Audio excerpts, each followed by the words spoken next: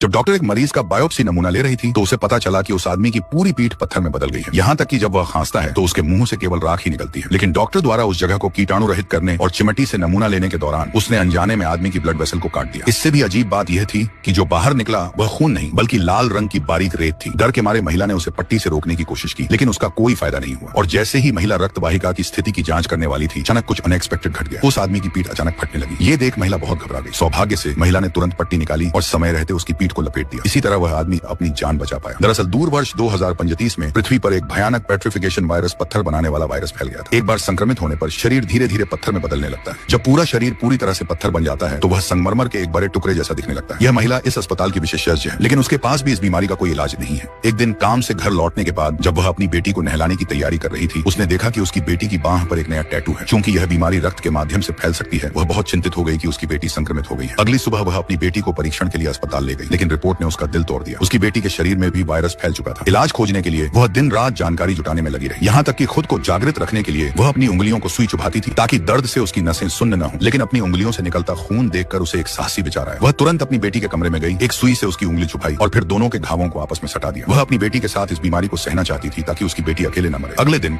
वह अपनी बेटी को एक ऐसी जगह ले गई जहाँ हर तरफ लाल धूल उड़ रही थी मगर वहाँ वह लड़की धीरे धीरे पत्थर में बदलने लगती है। उसके पास अब बहुत कम समय बचा था।